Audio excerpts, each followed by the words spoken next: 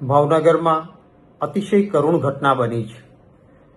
ઝેરીલો દારૂ, ઇંગ્લિશ દારૂની બોટલમાં ડુપ્લિકેટ દારૂ ભરીને 250 બોટલ દારૂનું વિતરણ થયું. સરકારી આંકડા મુજબ 7 વ્યક્તિના મૃત્યુ થયા, પરંતુ મેં સ્થાનિક લોકો સાથે વાત કરી તો નામજોગ ત્યાંના સ્થાનિક પત્રકારો કહે છે કે 10 વ્યક્તિઓના મૃત્યુ થઈ ચૂક્યા છે. કેટલાક લોકો પ્રાઇવેટ હોસ્પિટલમાં બીજે ત્રીજે આજે પણ મુશ્કેલીનો સામનો કરી રહ્યા છે. કેટલાકનો જીવ બચે, પરંતુ આંખ જતી રહે, દ્રષ્ટિ જતી રહે, જોઈ ન શકે, અંધાપો આવે, આ પ્રકારની આ ઝેરી દારૂથી પરિસ્થિતિ પેદા થઈ છે. મહાત્મા ગાંધીજીના ગુજરાતમાં દારૂબંધી છે. ભારતીય જનતા પાર્ટી બુટલેગરો એટલે કે દારૂ વેચનારાઓ, કતલખાના ચલાવનારાઓ, જુગારના અડ્ડા ચલાવનારાઓ એવા ગુંડાઓને સીધો આશ્રય આપે છે, અને આનું આ પરિણામ છે. આવા બધા ગુંડા તત્વો છે, એમને ચૂંટણીમાં ભંડોળ આપવાનું, સામે કોઈ ઉમેદવારો હોય તો એને આ ગુંડાઓએ ધાક ધમકીથી ફોર્મ પાછા ખેંચાવવાના, મતદારોને ધમકાવવાના એ કામ કરવાનું, અને સામા પક્ષે પોલીસને સીધી સૂચના ઉપરથી આવે કે આવા બધા છે તો અમારા છે, એના ધંધા ચાલવા દો. એના પાપનું આ પરિણામ છે. આપણી પરંપરા રહી છે, મુખ્ય ખુરશી પર બેઠેલા વ્યક્તિઓએ જ્યારે પણ કોઈ ઘટના ઘટે છે ત્યારે નૈતિક જવાબદારી સ્વીકારીને રાજીનામું આપ્યા છે. કેમ ભાજપમાંથી કોઈના પેટનું પાણી હલતું નથી? ખરા અર્થમાં નૈતિક જવાબદારી પણ સ્વીકારવી જોઈએ. પરિવાર જે લોકો ઉપર આગ તૂટી પડ્યું છે, રોકકળ ચાલે છે, કોણ જવાબદાર આના માટે? સૌથી પહેલું મૃત્યુ નરેન્દ્ર યાદવ કરીને ઉજ્જૈનનો માણસ જેનું થયું, ભાવનગરમાં એનું પોસ્ટમોર્ટમ થવું જોઈએ. ભાવનગરમાં પોસ્ટમોર્ટમ કરીને ત્યારે જ વાત પકડાઈ હોત પહેલા મૃત્યુ વખતે, તો વધારે તકેદારી રખાઈ હોત. એના મૃત્યુ પછી એના મૃતદેહને વગર પોસ્ટમોર્ટમે પરિવારને સોંપીને જવા દીધો ઉજ્જૈન. કોણ જવાબદાર આના માટે? અને પછી એક કોન્સ્ટેબલ કે હેડ કોન્સ્ટેબલને સસ્પેન્ડ કરીને સંતોષ માની શકાય?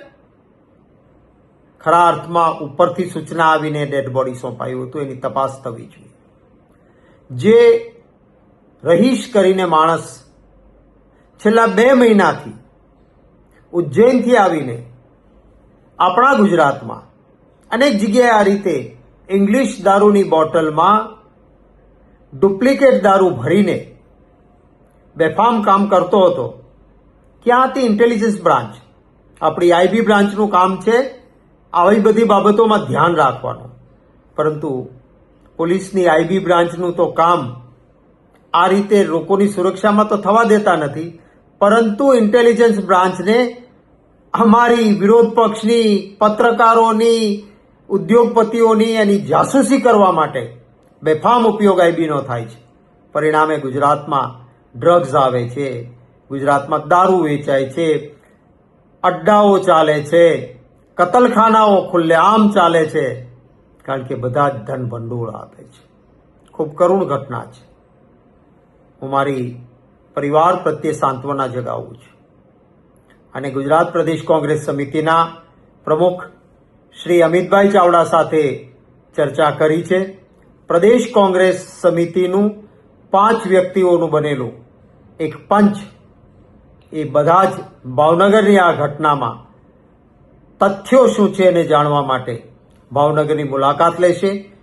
અમારા ધારાસભ્ય જાગૃત સાથી ભાઈ જિગ્નેશભાઈ મેવાણી, ભાઈ વિરેન્દ્રસિંહ વાઘેલા ઉર્ફે અજીતસિંહ, ભાઈ શ્રી હરિભાઈ ભરવાડ, માજી ધારાસભ્ય ભાઈ શ્રી રાજેશભાઈ ગોહિલ અને ડોક્ટર હેમાંગભાઈ વસાવડા, આ 5 વ્યક્તિઓ ભાવનગરની મુલાકાત લેશે અને તથ્યોની રૂબરૂ તપાસ કર્યા બાદ પ્રદેશ કોંગ્રેસ સમિતિને એનો અહેવાલ પણ રજૂ કરશે. હું ફરી વખત સરકારના ઉચ્ચ આસન પર બેઠેલાઓને વિનંતી કરું છું કે માણસના જીવથી વધારે બીજું કંઈ જ કિંમતી ના હોઈ શકે.